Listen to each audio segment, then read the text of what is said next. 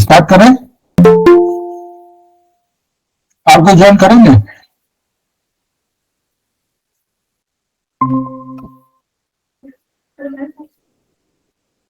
हाँ हाँ, ओके।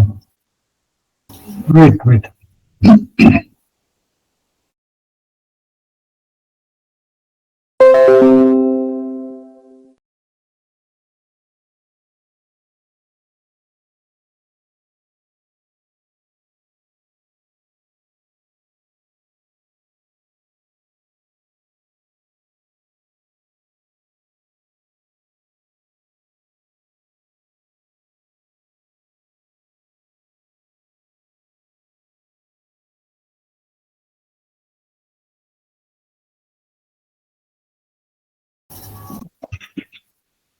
तो आज हम लोग देखेंगे function in C.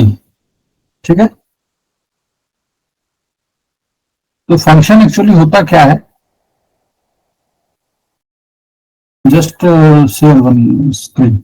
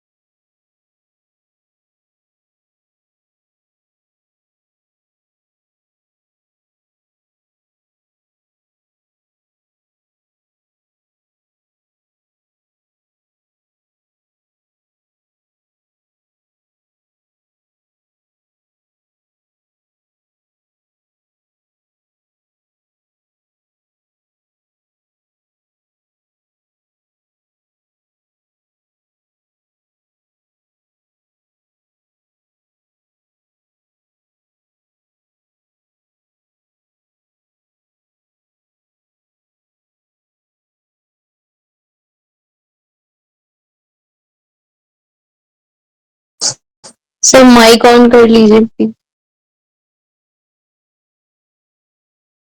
Okay,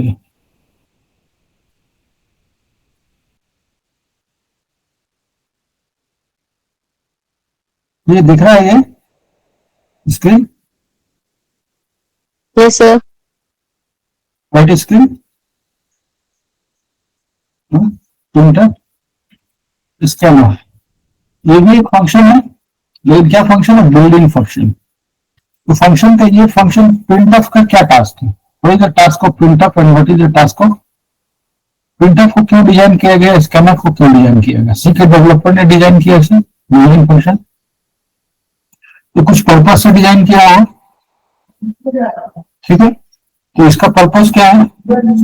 console screen में प्रिंट करना, किसी चीज को राइट करना। और स्कैनर का क्या है? कंसोल स्क्रीन से वैल्यू उठाना, यूजर का इनपुट लेना। तो कुछ फंक्शन, जैसे ये फंक्शन है बिल्डिंग फंक्शन, सी के डेवलपर ने इसे हमें, सी के डेवलपर के लिए हम क्या हो गए? यूजर हो गए। ऐसे प्रोग्रामर हम क्या हो गए? यूजर हो गए। तो जो फंक्शन को यूज कौन करता है? यूजर करता है। तो जैसे कि सी का बिल्डिंग फंक्शन, लाइब्रेरी फंक्शन के लिए हम लोग प्रोग्रामर एक यूजर हो गए। अब हम लोग कोई प्रोग्राम बनाएंगे, हम लोग कोई यूजर डिफाइंड प्रोग्राम बनाएंगे, तो हमारा जो होगा कौन, किसके लिए बनाएंगे? स्पेसिफिक थोड़ा स्पेसिफिक पर्पस को फंक्शन बनाएंगे, तो वो किसके लिए बनाएंगे? एंड यूजर के लिए, ठीक है ना। तो कोई भी फंक्शन किसके लिए बनाया जाता है? एंड यूजर के यूटिलाइजेशन के लिए। तो सी के डेवलपर ने प्रिंटफ स्कैनफ बनाया, क्यों बनाया? क्योंकि रिपीटेशन ऑफ कोड ना हो। सपोज प्रिंटफ में 200 लाइन का कोड है, 200 लाइन का कोड है ना, इस टाइप से 200 लाइन का कोड लिखा हुआ। अब हमें नहीं पता 200 है कि 300 है, पता नहीं मुझे, क्योंकि सी का डेवलपर को पता है, हमें बॉर्डर करना भी नहीं है। तो इसी तरह अगर हम कोई प्रोग्राम बनाएंगे फंक्शन को, उसके बाद हम एंड यूजर को देंगे, एंड यूजर को पता नहीं इसमें कितना कोड लिखा हुआ, क्या कोड लिखा हुआ। इसी तरह प्रिंटअप में भी हमें नहीं पता, तो हम केवल इसको यूज कर रहे हैं। सपोज करो अगर फंक्शन हमारे पास में नहीं होता, तो ये प्रिंटअप का जो 100-200 लाइन का कोड है हमें बार बार लिखना होता है हर एक प्रोग्राम में। तो ये प्रिंटअप क्या कर रहा है? केवल हमको प्रिंट करके दे रहा है। इतना छोटा सा काम करने के लिए हमें 200 लाइन का कोड क्यों लिखना पड़ा? ये तो भाई कोड का जो डेवलपर है वही जान रहे, हम लोग नहीं जानेंगे। इसी तरह से हम लोग मान लो कि एक प्रोग्राम, एक फैक्टोरियल एक फंक्शन लिखते हैं, यूजर को दे देते हैं, यूजर जस्ट वहां पे एक नंबर डाला 5 या 4 या 7, तो उसका आउटपुट वहां पे निकल गया। तो यूजर को नहीं पता कि इसमें कितना लाइन का कोड लिखा हुआ। इसी तरह हमें भी नहीं पता कि इससे कितना लाइन का कोड लिखा हुआ। सी के डेवलपर ने हमें फैसिलिटेट किया इसे यूज करें, हम इसे यूज करें अपना प्रोग्राम में, और बार बार जो कोड है, एक कोड का रिपीटेशन नहीं है, केवल हमें यहाँ पे प्रिंटफ लिख दिए, मेरा काम हो गया। अब प्रिंटफ में हम आर्गुमेंट पास किए, वैल्यू पास किए, जो भी, मेरा काम हो गया, बस इतना। अब ये कैसे काम करता है? अब इसके लिए क्या है कि हेडर फंक्शन .h फाइल, हर एक फाइल का एक एक्सटेंशन होता है, कोई भी फाइल। जैसे मान लो कि अभी हम लोग वर्ड में काम कर रहे हैं, तो इसका क्या एक्सटेंशन है? docx। एक्सेल में काम करते हैं तो एक्सएलएस है। इसी तरह से जो हेडर फाइल है, सी में हेडर फाइल है, तो हेडर फाइल में क्या लिखा हुआ कि ऑलरेडी फंक्शंस को डिफाइन किया हुआ है, फंक्शन लिखे हुए हैं, हमें इसे अपने प्रोग्राम में बस यूज करना, कॉल करना। जैसे ही कॉल हम लोग करते हैं तो ये चला जाता है लाइब्रेरी फंक्शन में, लिंक करता है, लिंक करने के बाद उसका आउटपुट हमें देखने को मिलता है। तो फंक्शन कितने तरह का हो गया? तो .h फंक्शन। अब एक क्वेश्चन होता है कि जैसे कि .h, इसमें क्या है? हम लोग जैसे पढ़े हैं stdio.h,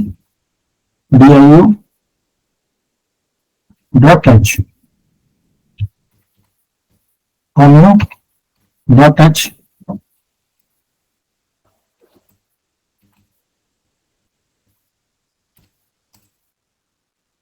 इसका टाइप का हम लोग देखे हुए हेडर फाइल है ना, प्री प्रोसेसर में हम लोग पढ़े हेडर फाइल हम लोग।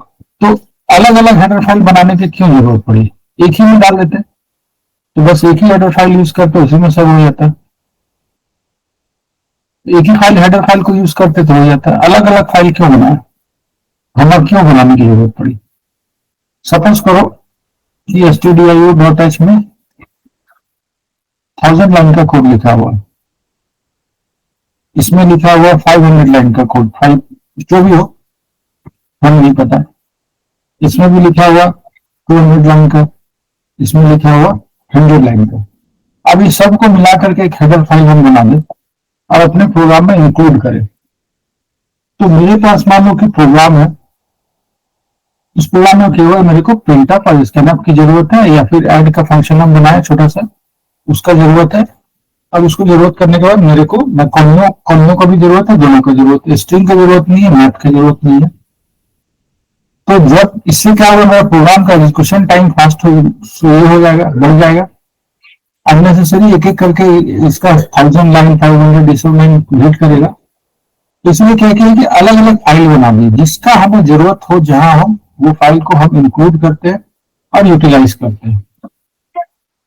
ठीक है, तो इसका हेडर फाइल के बारे में हमें जानकारी होना चाहिए कि कौन सा हेडर फाइल है, कौन सा हेडर फाइल का क्या फंक्शन है, कौन सा हेडर फाइल में कितने तरह का फंक्शन है, क्या है क्या नहीं। उसके हिसाब से जैसे जैसे हम लोग पढ़ते जाते हैं वैसे वैसे हम लोग सीखते जाते हैं इसको। तो अभी तक हम लोग stdio.h, conio.h ये सब पढ़े थे स्ट्रिंग डॉट एच में, जब अरे स्ट्रिंग पढ़ेंगे तो मैथ का मान स्क्वायर रूट या फंक्शन।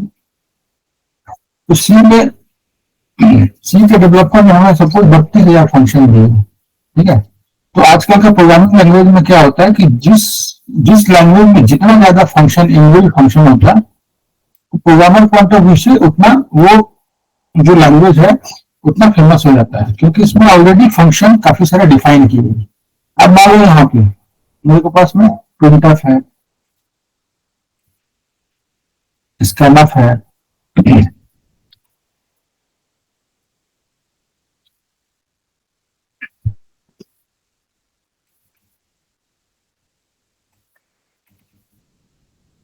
गेट स्लैश है। अब यहाँ पे हम अपना लिखते हैं, सपोज टू प्राइम नंबर का एक फंक्शन लिखे जस्ट, ठीक है। तो इसके लिए तो हम हेडर फाइल इंक्लूड कर लिए, लेकिन ये मेरा काम इसी, ये यहाँ पे केवल इसको कॉल करा देने से मेरा काम हो जा रहा है, इसको कॉल करा देने से मेरा काम हो जाएगा इसको, लेकिन इसको कॉल कराने से मेरा काम नहीं होगा। क्यों? क्योंकि इसको हमने डिफाइन नहीं किया, इसका कोड हमने नहीं लिखा है या फिर हमने इंक्लूड नहीं किया। तो एक तरह से हम खुद भी अपना हेडर फाइल बना सकते हैं, इसको हम फाइल वगैरह में आगे देखेंगे, इसको इंपोर्ट करके रख सकते हैं। तो जिस प्रोग्रामिंग लैंग्वेज में जितना ज्यादा फंक्शन होता है, फंक्शनलिटी होती है, उस प्रोग्रामर पॉइंट ऑफ व्यू से वो प्रोग्राम को यूज करना बहुत ही, वो प्रोग्रामिंग लैंग्वेज बहुत आसान हो जाता है। तो जैसे पाइथन हो गया, फिर जावा हो गया, तो इसमें सी से बहुत ज्यादा फंक्शंस है। तो जावा में फंक्शन को हम लोग नाम देंगे, डिफरेंट मेथड बोलेंगे, वहां पर प्रोसीजर लैंग्वेज है, क्योंकि प्रोसीजर बोलेंगे, फंक्शन बेस्ड लैंग्वेज हो गया। अब ठीक है, यहाँ तक क्लियर है। अब एक एग्जांपल से हम लोग देखते हैं कि इसकी जरूरत क्यों है।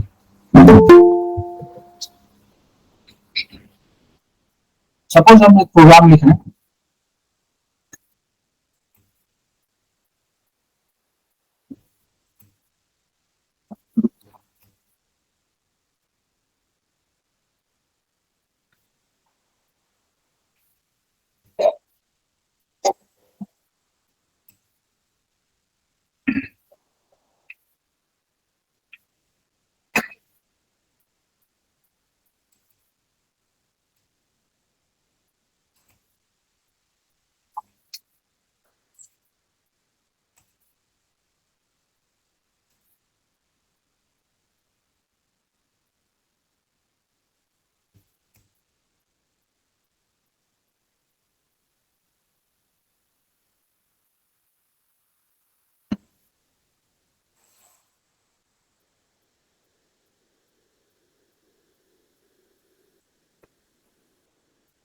तो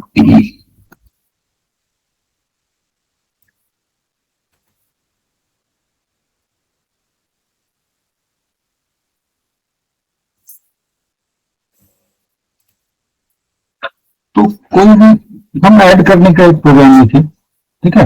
इसी तरह से हम मान लो कि मल्टीप्लाई करने का एक प्रोग्राम लिखे, उसके बाद हम यहाँ पे प्रिंट कर रहे हैं,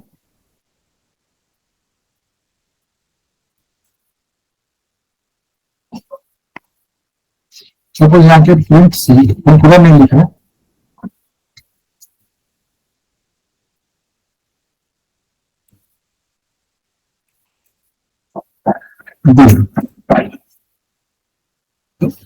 तो एड मल्टीप्लिकेशन का हम यहाँ पे जो भी लॉजिक हम लगा दिए अपने हिसाब से, उसके बाद उसको हम प्रिंट कराएं, यूजर से इनपुट लिए प्रिंट कराएं। तो ये हमारा 8-10 लाइन का कोड हो गया, 8-10 लाइन, 15 लाइन, या हम इसको और भी यूजर फ्रेंडली बनाए तो ज्यादा होगा। तो इंस्टेड ऑफ राइटिंग दिस, तो इसको क्या बोलेंगे, मोनोलिथिक अप्रोच। क्या बोलेंगे, मोनोलिथिक अप्रोच। क्योंकि यहाँ पे लाइन बाय लाइन हम कोड लिख रहे हैं, फिर से मान लो कि कोई प्रोग्राम हम आगे बढ़े, यहाँ पे हमको फिर से किस चीज को ऐड करना है, तो फिर हमको फिर ये लॉजिक यहाँ पे लिखना पड़ेगा, सारा चीज फिर से हम डिफाइन किए यहाँ पे, फिर से यहाँ पे लिखे, फिर से स्कैन लिया वैल्यू, फिर से अब यहाँ पे फिर से मान लो जरूरत पड़ा ऐड करने का, तो फिर से लिखे। तो एक ही टास्क को बार बार हम कराने के लिए, तो यहाँ पे रिपीटेशन ऑफ कोड हो रहा है, काफी सारा मोनोलिथिक अप्रोच हो रहा है ना, कोड काफी लंबा हो जा रहा है। अभी तो ठीक है, चलो ए प्लस बी एक छोटा सा प्रोग्राम एग्जाम्पल है, यहाँ पे तो पता नहीं चल रहा है हमें, यहाँ पे छोटा सा चीज है तो हम समझ में आ जा रहा है कि क्या हो रहा है। लेकिन अगर एक 1000 लाइन का कोड अगर ऐसे हम लिखते जाएंगे तो एक दिन खुद ही हम कंफ्यूज हो जाएंगे हम क्या लिखे क्या नहीं लिखे। तो ये रिपीटेशन ऑफ कोड को ओवरकम करने के लिए सी के डेवलपर ने क्या हुआ कि फंक्शन को इंट्रोड्यूस किया कि भाई अगर कोई एक स्पेसिफिक फंक्शन पे कोई कोड काम करता है तो उसका एक फंक्शन लिख लिया जाए, फंक्शन बना लिया जाए, उस फंक्शन को केवल कॉल करना, बस इतना करना। अब इसकी जगह पे मान लो हमने एक फंक्शन बना दिया एड फंक्शन, अब यहाँ पे वैल्यू डाल दिया,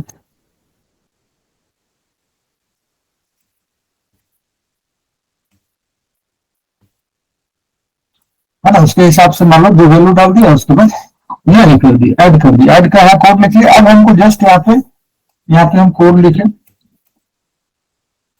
अब इसको जस्ट हमको यहाँ पे कोड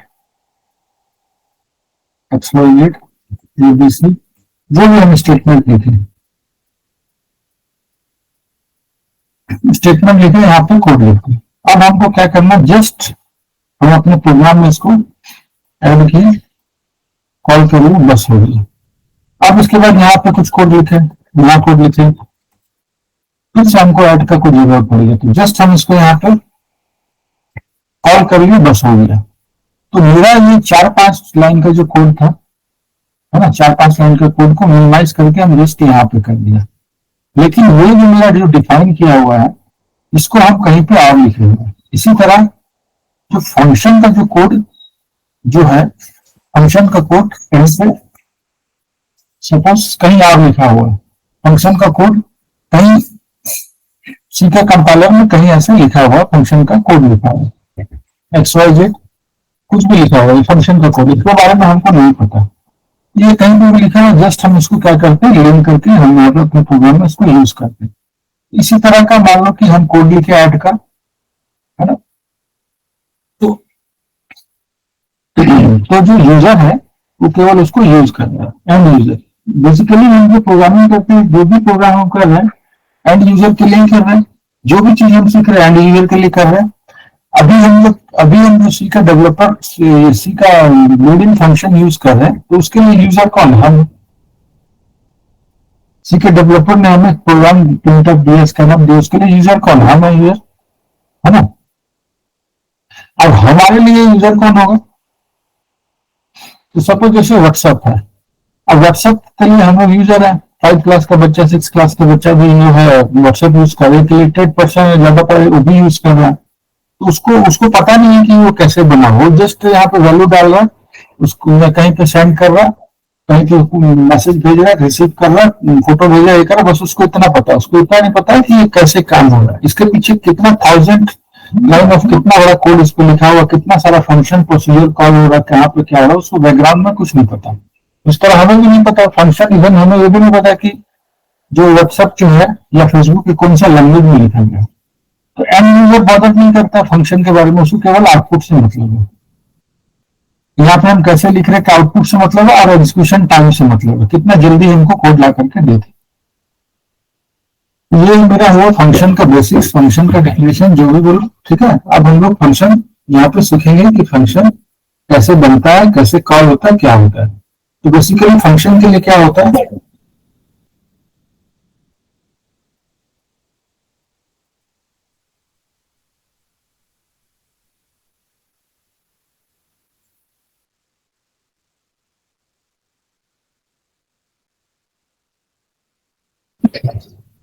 तो फंक्शन का डिफिनेशन क्या हो गया, कोई बताओ। अभी जो इतना जो हम पढ़ा है उसमें से क्या सीखे हो, तो अपने से डिफिनेशन, हर कोई अपने से डिफिनेशन बताओ फंक्शन का। जो इतना जो हम अभी लेक्चर दिए, थ्योरी बताया है, उसका डिफिनेशन क्या हो सकता है। Because what will be the definition of function according to you in one sentence?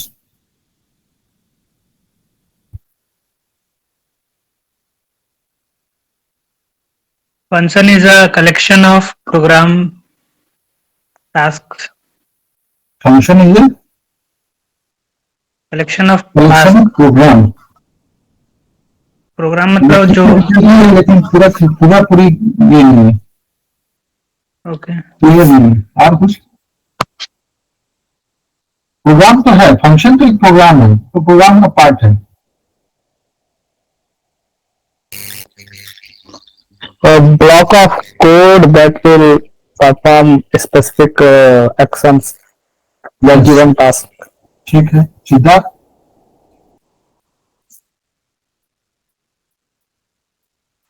हमारा कंसेप्ट क्लियर रहेगा तो हम डिफिनेशन लिख सकते हैं, ठीक है, अपना लैंग्वेज में।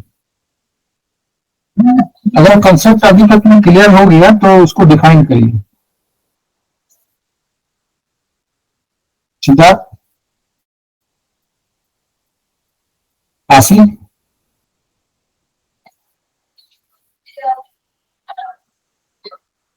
आशी है?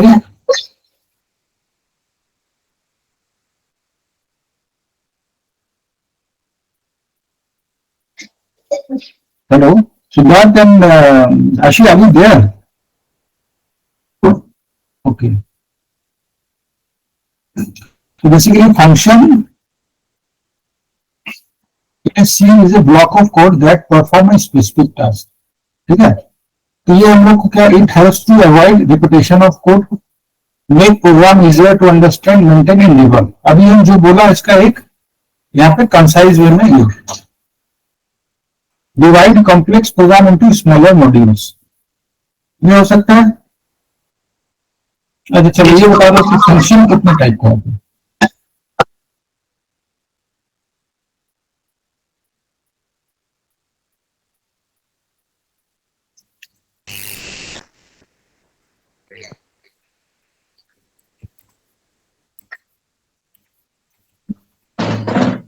फंक्शन कितने टाइप का होगा? पहला अभी हम बताए थे,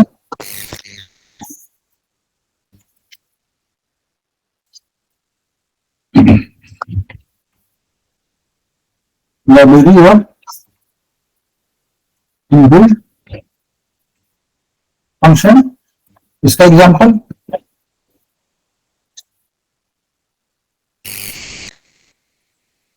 Enter, square root, सब।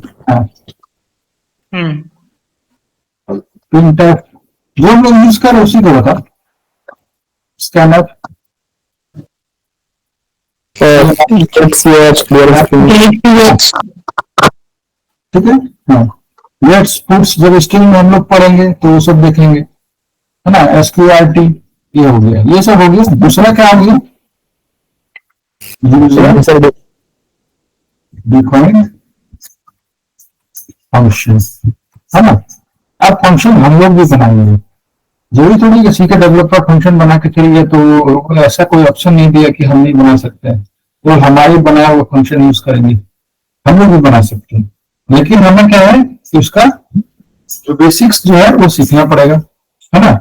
वो कैसे काम करता है फंक्शन, कौन फंक्शन का क्या कैरेक्टरिस्टिक होता है, कैसे फंक्शन किस किस टाइप का होता है और कौन सा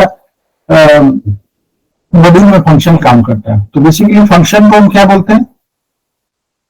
मॉड्यूल भी बोलते हैं। फंक्शन को क्या क्या बोलते हैं? पहला तो एक हो गया फंक्शन,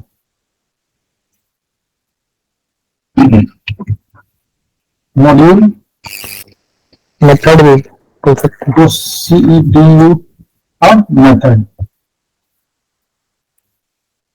है ना। इतना नाम से हम फंक्शन को जानते हैं। कहीं कहीं बोलेगा मॉड्यूल, है ना, एक तरह का मॉड्यूल बना दिया है ना, है ना। प्रोसीजर बना दिए, प्रोसीजर बेस्ड है, मेथड बेस्ड हो गया। जावा में हम मेथड पढ़ेंगे, इसी फंक्शन को हम मेथड पढ़ेंगे, लेकिन फंडा सब जगह यही है ना। फंडा सारा जो जितना भी प्रोग्रामिंग लैंग्वेज है, जो भी फंक्शंस हुआ, चाहे एरे हुआ चाहे स्ट्रिंग हुआ, सारा फंडा जो है यहीं से बोरो करके बनाया है। थोड़ा बहुत इधर उधर चेंज करके यही दिया। तुम लोग फंक्शन समझ गए।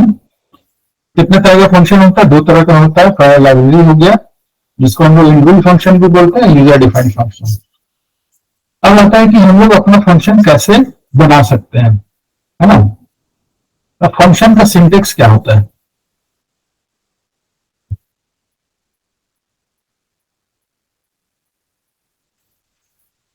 सबसे पहले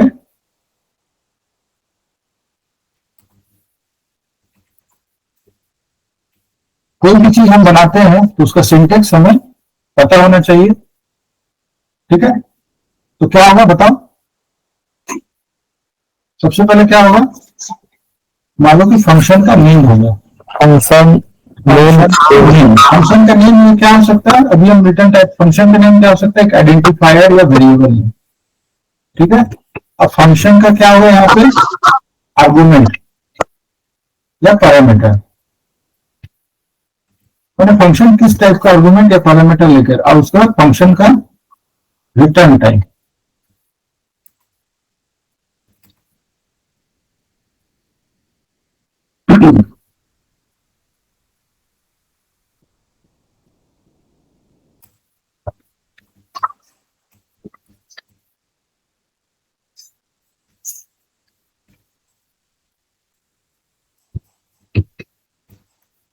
लेफ्ट हैंड राइट पर से नंबर कर दिया, ये हो गया है ना।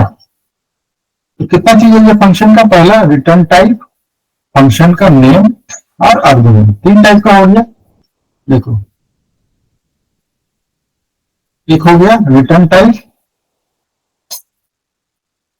नेम और आर्गुमेंट, ये तीनों अलग अलग चीजें है ना।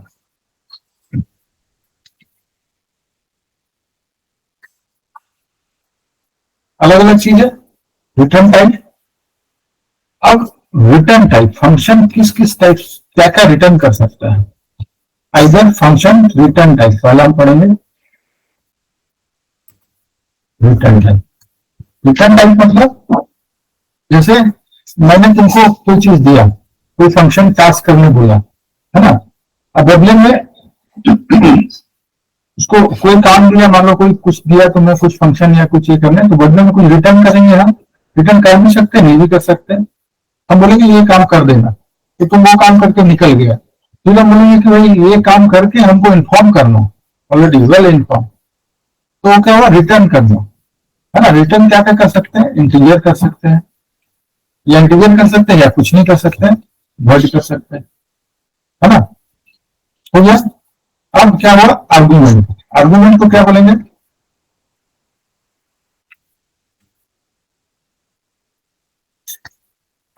इसको क्या बोलेंगे, पैरामीटर।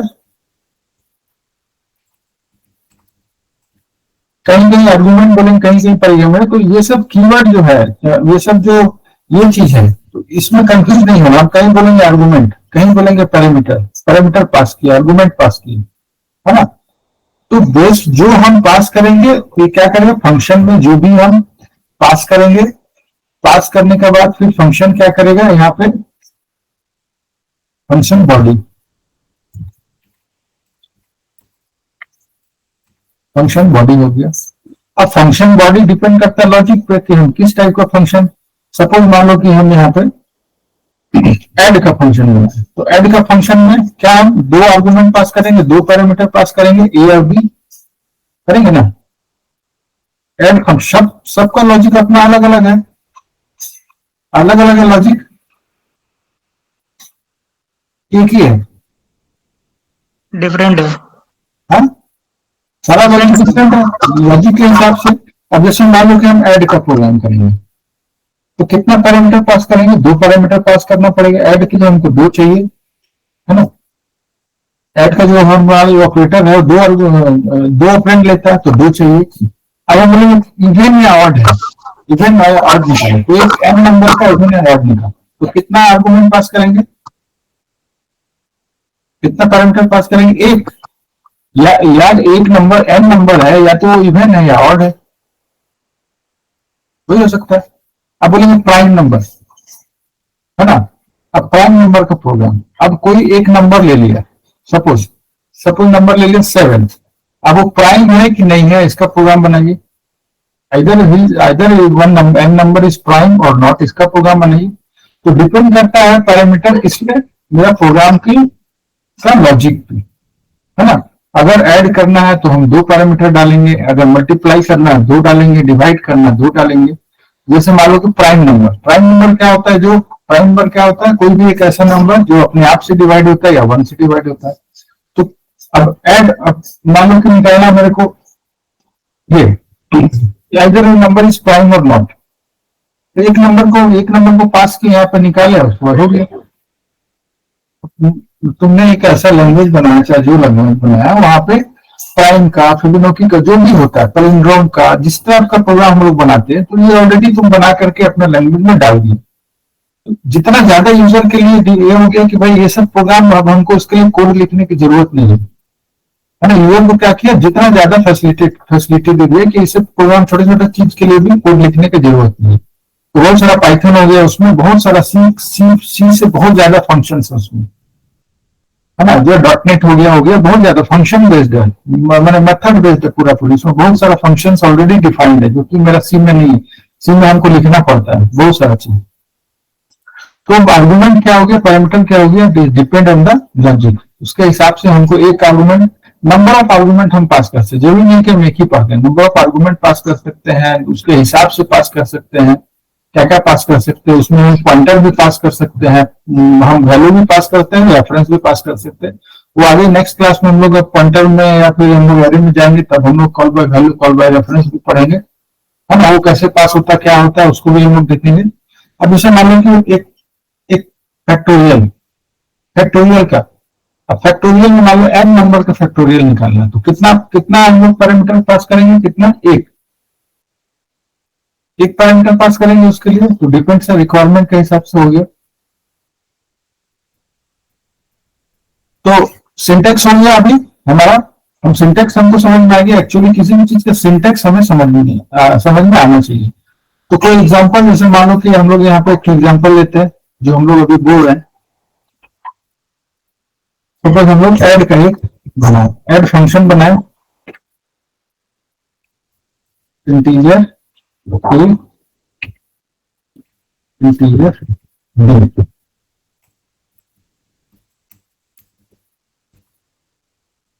है ना। अब मान लो कि सपोज हम इसको कुछ रिटर्न भी करेंगे, इसमें से यहाँ पे हम कुछ वैल्यू लिए, integer c equal to a plus b। C में मेरा वैल्यू आ गया। अब रिटर्न सी, अब हम सी का वैल्यू को रिटर्न कर दिया, जो भी मेरा सी में वैल्यू है उसको रिटर्न कर दिया। तो रिटर्न का टाइप मेरा क्या हुआ, इंटीजर ही हुआ, इंटीजर टाइप हम रिटर्न कर रहे हैं, तो उसके हिसाब से हम लोग। अब हम क्या करेंगे, अपने मेन प्रोग्राम में हमको जाना है। ये सपोज हम मेन से बाहर में हम लिखे, वो डिफिनेशन होगा सिंपल, यहाँ पे ऐड लिख देंगे। अब यहाँ पे जो भी हो, है ना, जो भी वैल्यू हम पास किए, इंटीजर x, इंटीजर y। अब x एंड y को जो भी हम डिफाइन करके रखे यहाँ पे, उसको मान लो हम पास किए।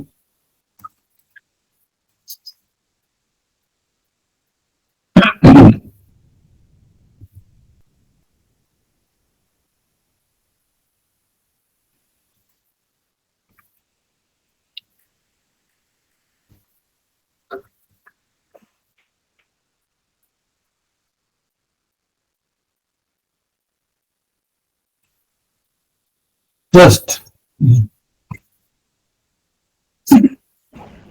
यहाँ पे मेरे को, अब देखो यहां से ये रिटर्न कर रहा है, तो रिटर्न कर, ये कॉल किए, तो ये मेरा फंक्शन रिटर्न, तो यहाँ पे रिटर्न भी हमको कराना है, वाई जेड ले लिए,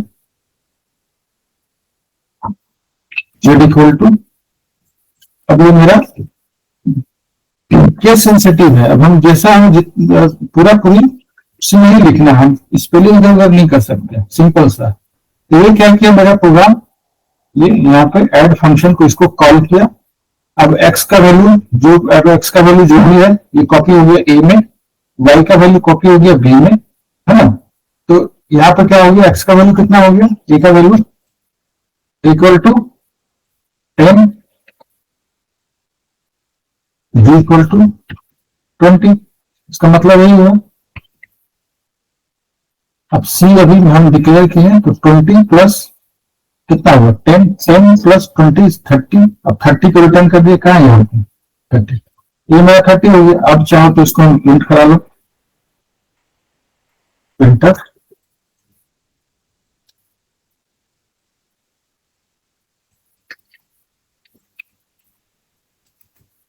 this one is percent D. अब उसको अपने फॉर्मेट में जैसे भी लिखना है यहाँ पर जेट,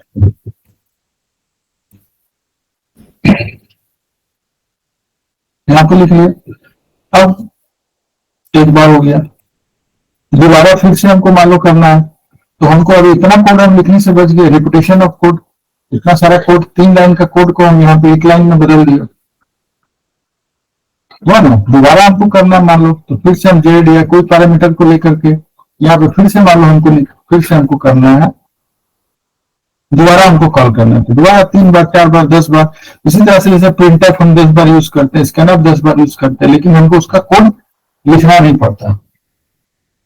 क्लियर है ना।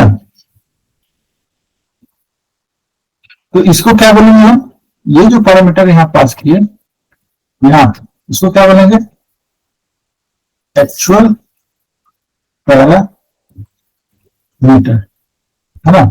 अब ये जो यहाँ पे रिसीव किया, यहां से सीधा जो रिसीव किया x का वैल्यू यहाँ a में रिसीव किया, y का वैल्यू a में, तो इसको क्या बोलेंगे, फॉर्मल पैरामीटर। तो पैरामीटर का टाइप भी हो गया, ये जहां से हम पास कर रहे हैं मेन प्रोग्राम से, है ना, तो वो क्या हो गया, एक्चुअल, एक्चुअल वैल्यू हम पास कर रहे हैं, तो फॉर्मल। ठीक है। अब एक्चुअली में ये कैसे काम करता है, अब देखो। पहला यहाँ पे 2 वेरिएबल, 2 मेमोरी क्रिएट, रैम में 2 मेमोरी क्रिएट हुआ, x एंड y, उसका वैल्यू 10 एंड 20 है। यहाँ पे पास किया, अब यहाँ पे भी वेरिएबल डिक्लेयर किया, यहाँ पे भी a एंड b के नाम का 2 मेमोरी क्लियर हुआ, उसमें वैल्यू आ गया। अब उसको करके यहां से यहाँ रिटर्न कर दी। तो वही चीज हम कर रहे हैं, फिल्टर फंक्शन स्कैनअप में सब तो वही कर रहे हैं, अलग अलग मेमोरी क्रिएट कर रहे हैं, अलग अलग ये काम कर रहे हैं। तो अब हम फंक्शन को, हम इसको क्या बोलेंगे, इस पार्ट को क्या बोलेंगे, फंक्शन। इस पार्ट को क्या बोलेंगे, फंक्शन डिफिनेशन। इसको क्या हम किए, फंक्शन डेफिनेशन। Function definition. इस पार्ट को क्या बोलेंगे, मेन फंक्शन। Function calling. ठीक है, फंक्शन डिफिनेशन, फंक्शन कॉलिंग। तो कितना क्या क्या चीज फंक्शन में कितना है, कितना, 3 चीज हमारा चाहिए, फंक्शन, फंक्शन कॉलिंग, डिफिनेशन। आज हो गया फंक्शन का प्रोटोटाइप, पहला हो गया। जैसे फंक्शन का प्रोटोटाइप क्या है, अगर हम बोलेंगे तो प्रोटोटाइप ये है, इंटीरियर एड,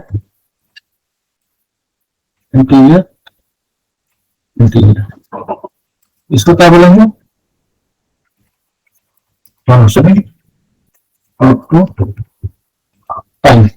3 चीज इंपॉर्टेंट है। पहला, किसी भी फंक्शन में ये 3 चीज होना जरूरी है, फंक्शन प्रोटोटाइप,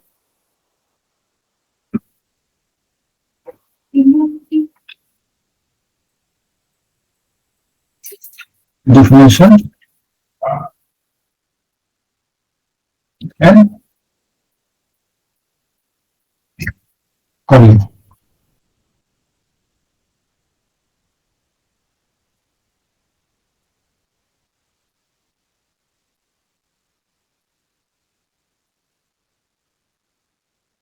क्लियर। किसी भी फंक्शन के लिए 3 चीज की आवश्यकता है। पहला प्रोटोटाइप, मैंने हम कंपाइलर को बता रहे हैं कि हमारा जो फंक्शन जो होगा ये किस प्रोटोटाइप, किस टाइप का होगा, क्या क्या वैल्यू रिटर्न करेगा और क्या क्या, ये हम पहले ही डिफाइन कर दिया उसको। लेकिन किसी किसी कंपाइलर में क्या प्रोटोटाइप की जरूरत नहीं होती है, वो ऑटोमेटिक यहाँ से पता चल ही गया, देखा जाए तो यहाँ से तो ऑलरेडी पता चल गया कि इंटीजर इंटीजर इंटीजर, तो हमको उसको, ये मेरा ऑप्शनल हो गया, ये पार्ट मेरा क्या हो गया, ऑप्शनल हो गया। कंपाइलर, आजकल का जो कंपाइलर सब आ गया वो काफी स्मार्ट है, वो ऑटोमेटिक वहां से वो कर लिया। तो दो चीज ये ऑप्शनल है, ये दो चीज एकदम मैंडेटरी है, डिफरेंशियल एंड कॉल। इसके बाद कोई भी फंक्शन अधूरा है, फंक्शन काम नहीं करेगा।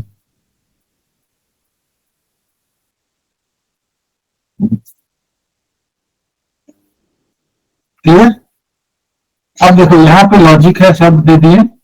अब तुम लोग सब कोई अपना कंप्यूटर या फिर ड्राई रन करके जैसे भी कॉपी में एक फंक्शन बनाओ। उसमें क्या करना है, तीन फंक्शन बनाना। फंक्शन का नाम लिखो, एड, मल्टीप्लाई एंड डिवाइड, है ना। यूजर से इनपुट लेना है और उसके बाद फंक्शन कॉल से हमको फंक्शन का थ्रू से ये तीनों को बना करके हमको उसका वैल्यू को प्रिंट करना है। सभी को बनाएंगे। ये इसको हम ऐसे ही छोड़ दे रहे हैं, चाहे तो यहाँ से थोड़ा सा ये ले सकते हो। अपने से करना है, देखना नहीं है। अपने से करोगे तो थोड़ा सा समझ में आएगा कि हाँ अभी हम जो पढ़ाए अगर तुम लोग कर लिए तो मतलब समझ में आएंगे, नहीं तो फिर हम और इसमें से कुछ कुछ बताएंगे। ठीक है, अभी 5 मिनट्स का टाइम दे रहे हैं, 5 मिनट्स में बना करके मैडम को भेजिए, फिर हम देखते हैं। सभी सभी को करना है अपने से, चाहे जितना हो सके।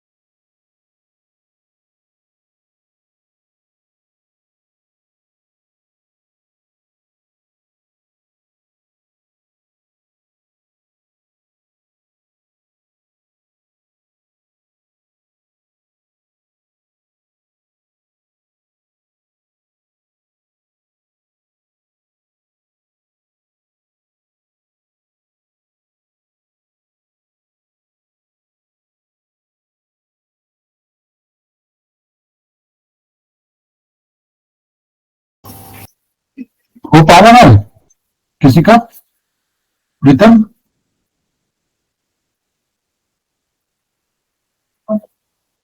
सर सेंड कर दिए मैम। अच्छा ठीक है, बाकी रितेश, आशी, सिद्धार्थ?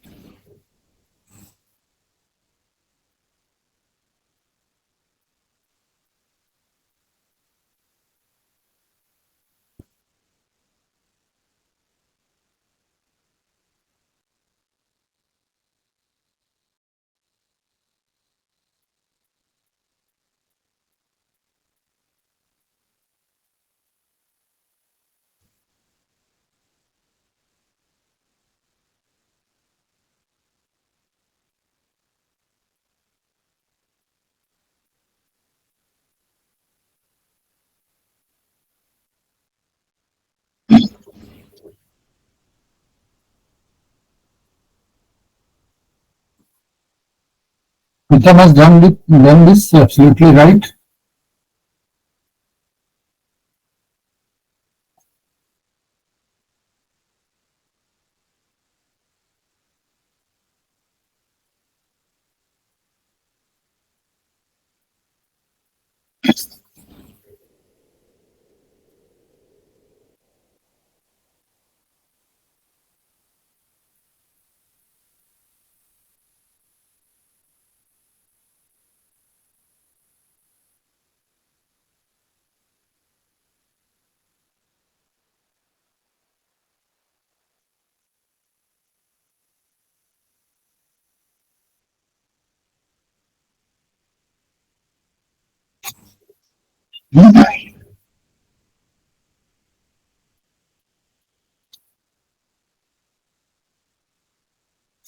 चलो ठीक है, आगे बढ़ते हैं। ठीक है, जिसका नहीं हुआ वो बना के भेज देना मैडम को, देख लेंगे।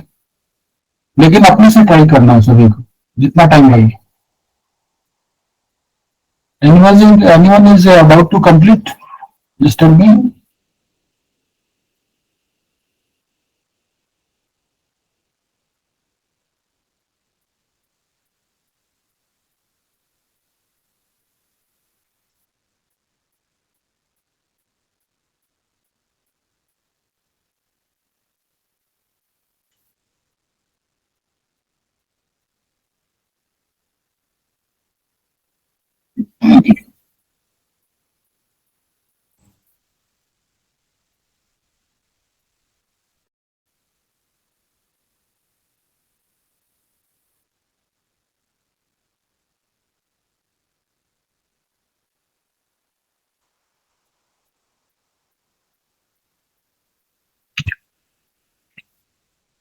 तो प्रीतम का कोड को मैंने यहाँ पे कॉपी किया है समझने के लिए, ठीक है।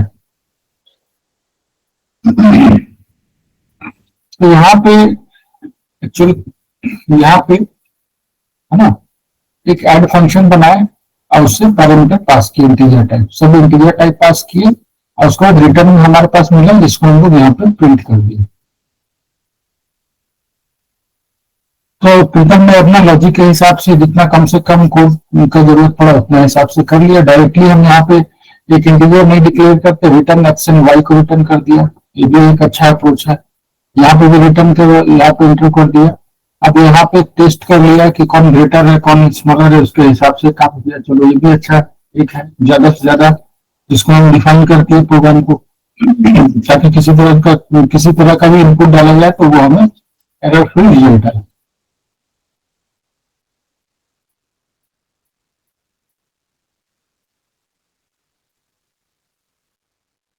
अब अब इसका जो है हम लोग आगे बढ़ते हैं, इसमें कितनी कैटेगरीज का हो सकता है, फंक्शन कितनी कैटेगरी का हो सकता है ना। अभी तो जैसे मान लो कि हम लोग यहाँ पे है ना, एक एक कैटेगरी का ये हुआ कि यहाँ पे हम लोग पैरामीटर पास किए और रिटर्न भी हम लोग यहाँ पे हम लोग आर्गुमेंट पास भी कर रहे हैं और रिटर्न भी कर रहे हैं, दोनों टाइप के। ये एक टाइप का हो गया। अब इस टाइप का कितने टाइप का हो सकता है, प्रोबेबिलिटी कितने तरह का हो सकता है एक फंक्शन का। ये कितने तरह का हो सकता है, 4 तरह का हो सकता है। तो पहला क्या है, no argument no return value. First क्या है, ऐसा भी फंक्शन हो सकता है नो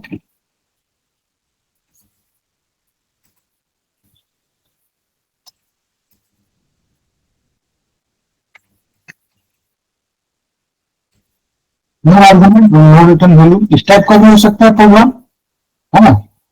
दूसरा दूसरा मान लो कि with argument no return value. अब हमको विथ आर्गुमेंट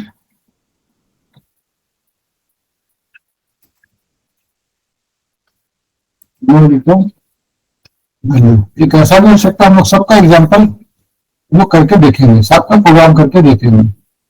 अब तीसरा हुआ no argument with return value.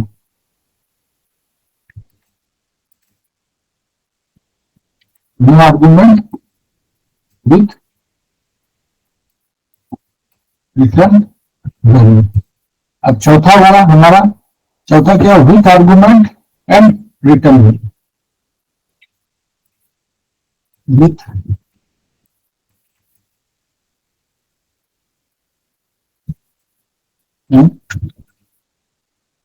Return value.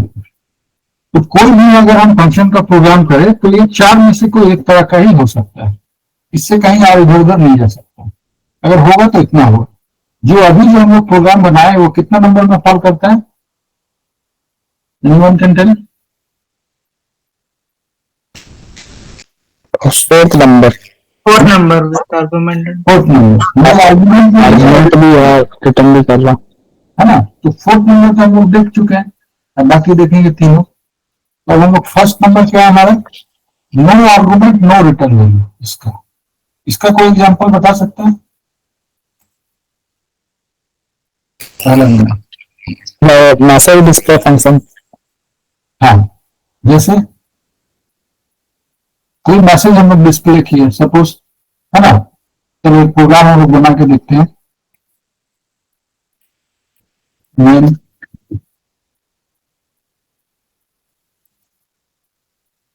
Main में सपोज हम लोग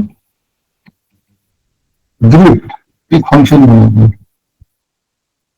है ना।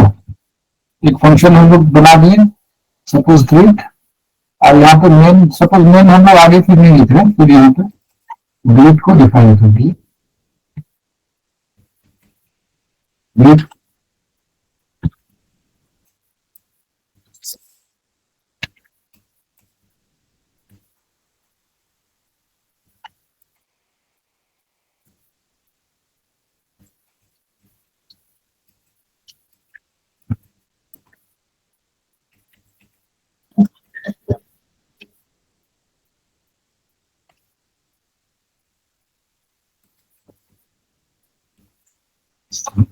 अब यहाँ पे हम लोग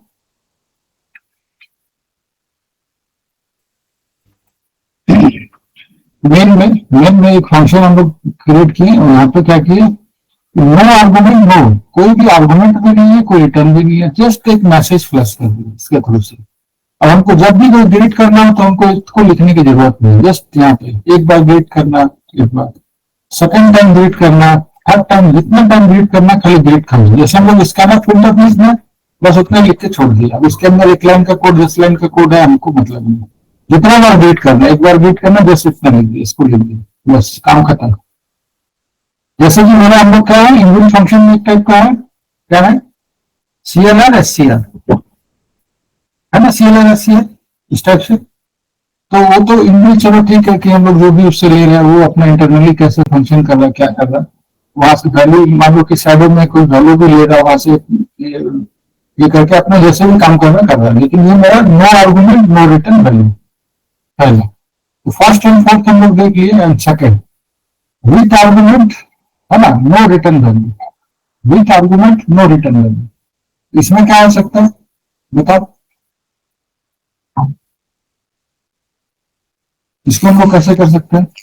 अभी जो हम लोग नंबर एडिशन किए उसका रिजल्ट को वहीं पर प्रिंट कर देंगे उसी फंक्शन के अंदर में, तो कॉल लग गया।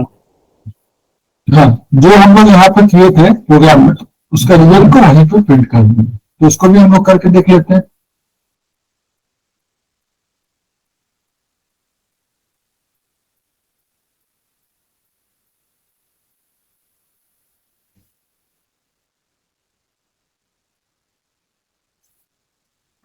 With argument no return value.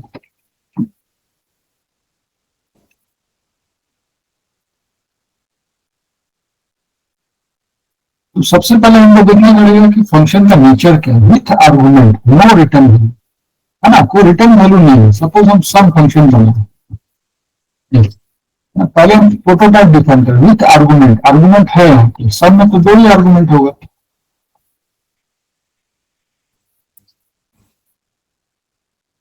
मेरा प्रोटोटाइप क्या हुआ फंक्शन का, ये हुआ, यही है ना प्रोटोटाइप, तो यही हुआ। अब इसको हम मान लो कि यहाँ पे हम डिफाइन कर दिए,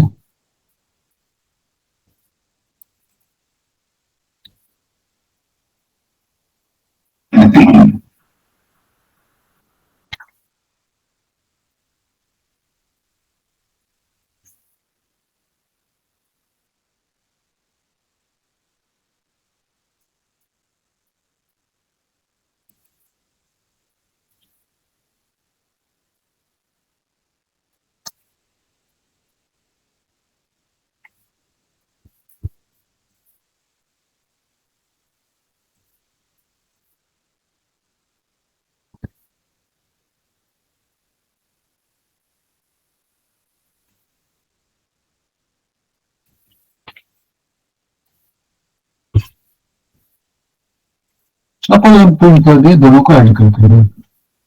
अब तो यहाँ पे जब हम क्या है with argument no return value, तो नो रिटर्न वैल्यू है तो हमको यहाँ पे वर्ड दे दिए। वर्ड का मतलब नथिंग। अब यहाँ से हम लोग कैसे पास करेंगे मेन में, मेन फंक्शन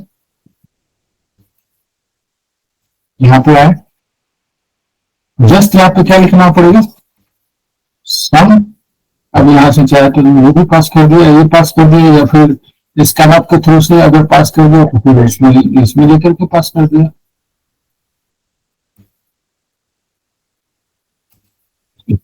क्लोज। अब यहां से हम फंक्शन को कॉल किए, कॉल किए, ये 4 दिया ए में, 5 दिया, 5 कॉपी हुआ इसमें। तो ए प्लस बी यहाँ पे जस्ट प्रिंट करके फिर उसके बाद वॉइड रिटर्न किया। यहाँ पे आया लेकिन कुछ भी किया नहीं। लेकिन पहले वाला प्रोग्राम में क्या था, हम लोग कुछ रिटर्न कर रहे थे, मतलब यहाँ पे ऐड करके यहाँ पे ए प्लस बी को रिटर्न कर दिए थे, यहाँ प्रिंट करा देते। तो यहाँ हमको आगे को जरूरत था, इस स्टेटमेंट में हम यहाँ चाह रहे थे कि मेन में हम काम करें, तो उस हिसाब से यहाँ पे हम लिख दिया। क्लियर है ये? नेक्स्ट क्या है, no argument with return value. ये हम लोग no argument with return value है ना, उल्टा है, no argument with return value. क्या हो सकता है इसका, कोई आर्गुमेंट नहीं दिए और रिटर्न वैल्यू। फंक्शन के अंदर में इनपुट लेंगे और रिजल्ट को मेन में रिजल्ट रिटर्न करेंगे। चलो कर लोगे या फिर हम दिखाया कर दी?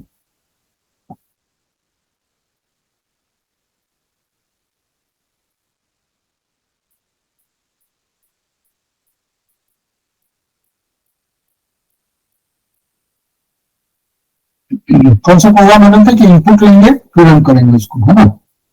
थर्ड नंबर ना, no argument with return value. हाँ थर्ड नंबर।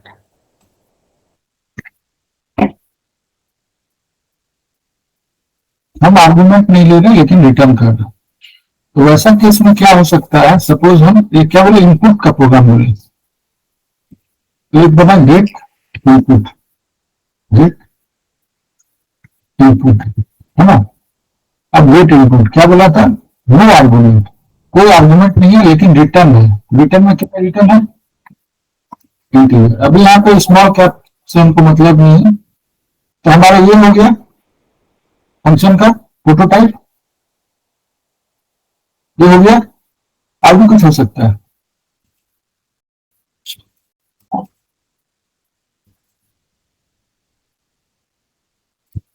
बताते जाओ क्या क्या होगा।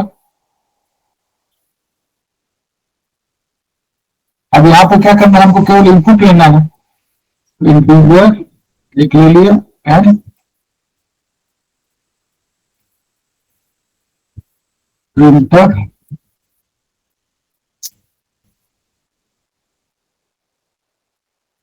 प्रिंटर यानी नंबर, जब तक मैसेज प्लस कर दी स्कैनर पर्सन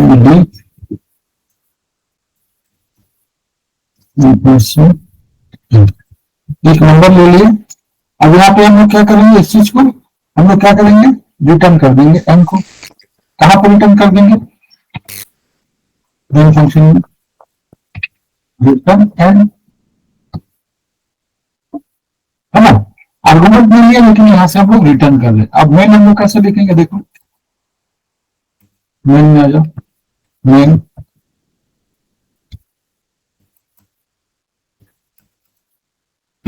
अब यहां हम लोग क्या करेंगे, वैल्यू हमको रिटर्न मिल रहा है एन। अब इस एन को लेके चाहे तो हमको जो करना कर सकते हैं यहाँ पे। तो एन को हम रिटर्न कैसे कराते हैं, एक वैल्यू लिए इंटीजर एक्स। अब कैसे लिखेंगे, एक्स इक्वल टू कॉल करेंगे यहाँ पे, क्या कॉल करेंगे, गेट फंक्शन दो यहाँ से कॉल किए, यहाँ से कॉल किए, फंक्शन को कॉल करेंगे यहाँ से, जस्ट यहाँ कॉल हुआ, कोई भी आर्गुमेंट नहीं है, है ना। तो यहाँ पे फंक्शन फिर मुझे रिटर्न कर रहा क्या, एन वैल्यू, एन का जो भी वैल्यू हम यूजर से लिए वो रिटर्न किया एक्स में, एक्स में। अब इसको चाहे तो यहाँ हम प्रिंट करा दें, प्रिंटर व्यू एंड प्रिंटर और सेव।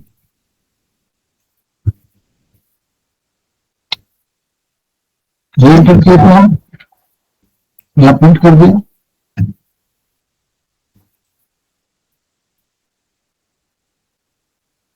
क्लियर हुआ, चलो टाइप। तो मेरा कोई भी फंक्शन है इस चार कैटेगरी में फॉल्स हो सकता है ना। अब बात हुआ कि आर्गुमेंट कितना हुआ, है ना। कोई भी टाइम में एक ही टाइप का रिटर्न करेगा, है ना। और आर्गुमेंट जितना भी हो सकता है, आर्गुमेंट में चाहे तो मल्टीपल टाइप ऑफ आर्गुमेंट भी ले सकते हैं, लेकिन रिटर्न हमेशा एक ही वैल्यू करेगा। तो ये चार टाइप है। ये चारों टाइप जो है ये सब में एक एक प्रोग्राम अपने से कर करके देखना है, तब जाकर के क्लियर होगा। ये बहुत ज्यादा इंपॉर्टेंट है, क्वेश्चन आएगा इससे एग्जाम में, है ना। ये दे देगा no argument on no value function दे देगा, इसमें रिटर्न करके एग्जाम्पल विथ एग्जाम्पल बोलेगा बनाने, इसमें बोलेगा विथ एग्जाम्पल बनाओ, इसमें विथ एग्जाम्पल। तो हम लोग इस एग्जाम्पल करके अपना बना सकते हैं अपना दिमाग से, या फिर पहले भी हम लोग बना के रख सकते हैं। तो आज का होमवर्क ये हुआ कि भाई ये चारों को नोट कर लो, चारों को नोट करके एक अलग से प्रोग्राम बना के अच्छे से नोट करके रख लेना है अपने पास में। अब एग्जाम में इसमें से अगर फंक्शन में से आएगा, फंक्शन का डेफिनेशन आएगा, या इसमें कैटेगरी में से कोई एक एग्जांपल को एक्सप्लेन करने बोलेगा, या फिर कोई फंक्शन जैसे आप उसके बाद जैसे प्राइम नंबर, है ना, प्राइम नंबर का प्रोग्राम बनाइए विथ यूजिंग अ फंक्शन, है ना। तो क्या होता है, prime number using a function हम लोग कर सकते हैं, अभी ये कर सकता है। प्राइम नंबर का लॉजिक क्या होता है, कैसे लॉजिक हम बताते हैं, प्रोग्राम आप लोग करना। या फिर चलो फैक्टोरियल का ही हम लोग बताते हैं, फैक्टोरियल है ना। फैक्टोरियल का लॉजिक तो सबको पता है।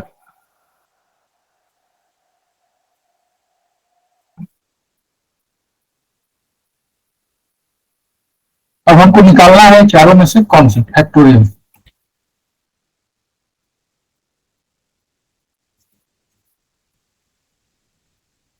क्वेश्चन नोट करो,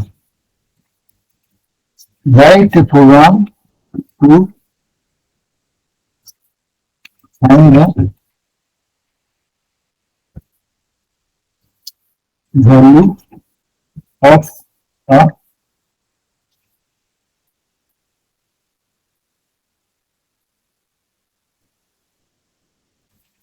फैक्टोरियल वैल्यू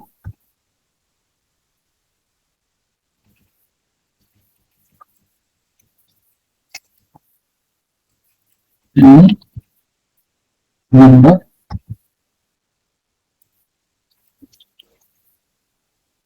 एन नंबर का फैक्टोरियल वैल्यू निकालना है। तो फैक्टोरियल क्या होता है, सपोज कोई n इक्वल टू 5 लिए,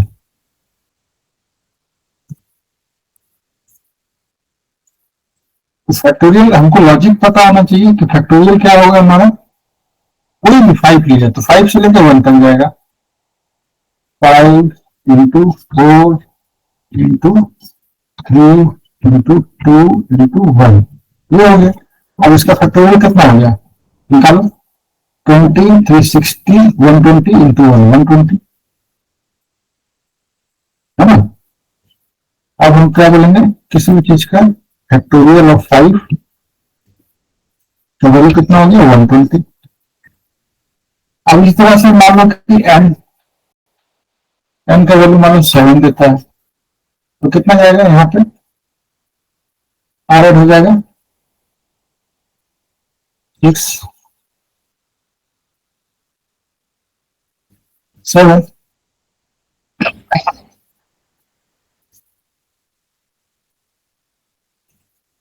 कितना हो गया 120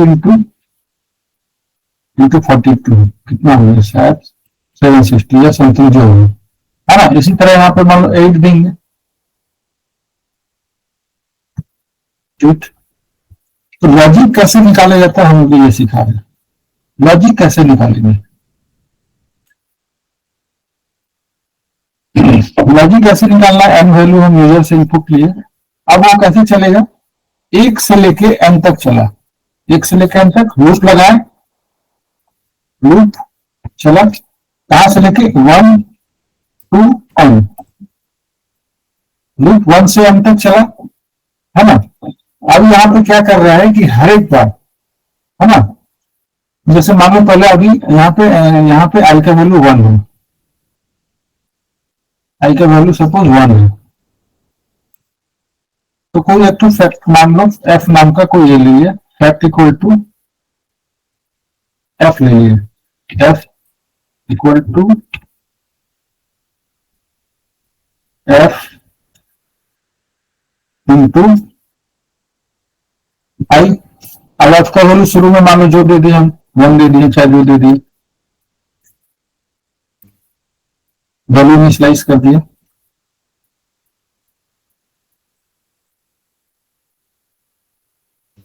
तो इस हिसाब से हमको ये, अब इसी हिसाब से करते जा रहे फैक्टोरियल। पहला मान लो आई का वैल्यू अगर 1 है तो 1 इंटू आई का वैल्यू 1 है ना, 1 इंटू 1 1 हो गया, तो एफ में 1 हो गया, फिर 1 इंटू फिर आई का वैल्यू 2 हो गया, 1 इंटू 2 हो गया, फिर 2 2 इंटू आई का वैल्यू 3 हो गया, 3 हो गया 6 है ना, 6 इंटू 4 है ना 24, फिर एफ का वैल्यू 24 इंटू 8, ऐसे करके निकालना है। तो ये लॉजिक को खुद को डिफाइन करना पड़ेगा, खुद को लॉजिक को। अब इसमें कैसे हमको लॉजिक लगाना, क्या लगाना, ये खुद होना चाहिए, पता होना चाहिए। तो एक वर्क है ना, इसको बनाना है यूजिंग फंक्शन, नेक्स्ट क्लास में हम देखेंगे यूजिंग 1 से तो डिवाइड हो जाता है, ठीक है। एक है हम यहाँ पे काउंट को इंक्रीज कर दे, एक तो हम वो काउंट ले लिए, काउंट एक वेरिएबल ले लिया,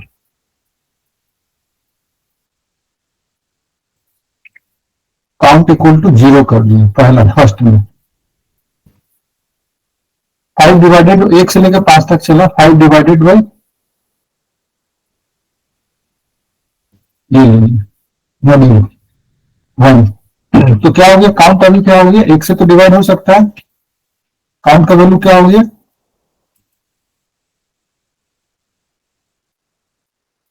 1 हो गया। अब सेकंड यहाँ पे फिर 5 को हम करेंगे सेकंड, ये ग्रुप में जब आई के वैल्यू जब 2 हो जाएगा तो 5 मॉड्यूल 2, ये डिवाइड हो रहा पूरा पूरी, जीरो इसका इसका है ना, ये पूरा पूरी डिवाइड हो रहा है, मतलब जीरो आ रहा है इसका, ये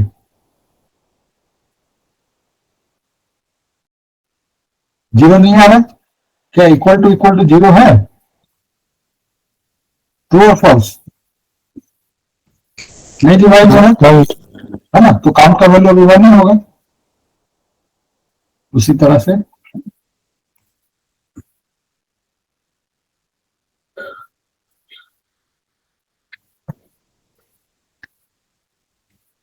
वन टू थ्री फोर 5 है ना।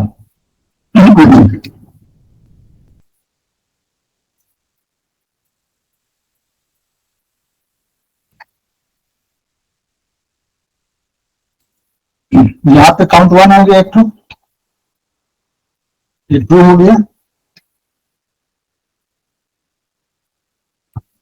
ये 2 हो गया, ये क्या हो गया, फॉल्स हो गया, जीरो तो नहीं आ पा रहा, ये क्या हो गया, फॉल्स हो गया, फॉल्स हो गया, ये ट्रू हो गया। तो यहाँ पे काउंट का वैल्यू हम काउंट एक ऐसा ले लिए कि जैसे ही ये मेरा लूप जो ट्रू होता है तो काउंट को एक इंक्रीज कर देगा, यहाँ पे हुआ है ना, ये नहीं हुआ, एक सेकंड में इसको इंक्रीज कर दिया, जैसे ही ट्रू होता है तब इंक्रीज करेगा काउंट का वैल्यू, नहीं तो फॉल्स होगा तो इंक्रीज नहीं करेगा, तो यहाँ काउंट का वैल्यू 2 हो गया। अब हम प्रोग्राम में यहाँ पे लिख देंगे इफ, लास्ट में if count equal to 2 then print prime number else not prime। ये लॉजिक से हो जाएगा, बोलो ये लॉजिक से होगा या आप भी कोई लॉजिक लग सकता है, लॉजिक तो बहुत सारा लग सकता है, लेकिन ये हम मेरा सोचना है, मेरा तो हम अपना तरीका से लॉजिक लगा, और भी लोग लॉजिक लगा सकते हैं चाहे, है ना। अगर काउंट 2 होगा, किसी को भी हम लोग मॉड्यूल ये करके देखेंगे, है ना, डिवाइस का डिवाइजर हम लोग ये लगा के देखेंगे, अगर इसका वैल्यू 0 आ जाएगा, कभी भी मैंने पूरी डिवाइड अगर हो जाता, केवल 2 नंबर, 1 से होगा या अपने आप से होगा, तो लूप मेरा कहाँ चला, 1 से लेकर 5 तक लूप चला, है ना, लूप को हम चला देंगे एन तक, 1 से एन तक, उसके बाद एक एक करके हम उसको चेक करते जाएंगे। अब चेक करने के बाद हम उसको काउंट में ये ले लिए, उसके बाद ये 2 होमवर्क है, नोट कर लो सभी, ये दोनों होमवर्क को क्या करना है, बना करके, है ना, मैडम को भेज देना है कल तक में, फिर हम चेक कर लेंगे, आप अपने से करना है, अगर कहीं से देख के करिए तो फिर फायदा, तो नुकसान किसको होगा, मेरे को होगा या तुम लोग को होगा, तो अपने से करना है, 1 बार नहीं, 10 बार नहीं, 4 बार नहीं, 5 बार नहीं, जी, तो 5वां बार में जरूर सक्सेस होगा। लॉजिक भी बता दिए, सब बता दिए, 2 का लॉजिक बनाती है, ये होने के बाद फंक्शन का जितना भी कॉन्सेप्ट है ये सभी क्लियर हो गया, जो भी फंक्शन है इसी में होगा, है ना। इसके बाद हम लोग बताएंगे रिकर्सन, रिकर्सन क्या होता है ना, इसके बारे में डिटेल में हम लोग चर्चा, रिकर्सन एक अलग टॉपिक है, call by value, call by reference, 2 चीज रहेगी। नेक्स्ट क्लास में हम लोग रिकर्सन हम लोग डिस्कस करेंगे। रिकर्सन क्या होता है कि जो यहाँ पे क्या होगा, function when function call itself, जो फंक्शन अपने आप को कॉल करता है, तो एक तरह का क्या होगा कि वो लूपिंग का सब्स्टिट्यूट हो गया, लूप, जैसे हम लोग फॉर लूप से हम लोग कोई प्रोग्राम है उसका सब्स्टिट्यूट रिकर्सन हो गया, तो हम लोग रिकर्सन से भी फैक्टोरियल, अभी फैक्टोरियल प्रोग्राम में क्या लगा, हमको लूप लगा, कोई भी एक लूप लगा, while loop, for loop, without loop का हम रिकर्सन प्रोग्राम इमेजिन कर सकते हैं, विदाउट लूप का हम प्राइम नंबर इमेजिन कर सकते हैं रिकर्सन के, बाय यूजिंग रिकर्सन। तो नेक्स्ट क्लास में हम रिकर्सन डिस्कस करेंगे, रिकर्सन के बारे में डिटेल से पढ़ेंगे, call by value, call by reference, जब हम पॉइंटर पढ़ लेंगे उसको पढ़ेंगे तो यहाँ पे पूरा फंक्शन का कॉन्सेप्ट तुम्हारा क्लियर हो जाएगा, है ना। अब इसके बाद हमारा यूनिट 1 कंप्लीट। यूनिट 2 में तुम्हारा ये एरे एंड पॉइंटर है, उसके बाद डेटा स्ट्रक्चर हम लोग वहां से स्टार्ट करेंगे। तो उम्मीद है आज के क्लास में फंक्शन सभी को क्लियर हो गया होगा। अगर नहीं क्लियर हुआ तो उसको पढ़ाई करें, पढ़ाई करने के बाद और क्लियर होगा, जितना ज्यादा से ज्यादा फंक्शन इसको यूटिलाइज कर सकते हैं। ओके, ठीक है, हम लोग क्लोज करते हैं आज।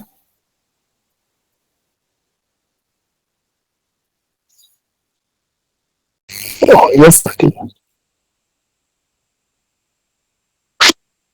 Thank you, sir.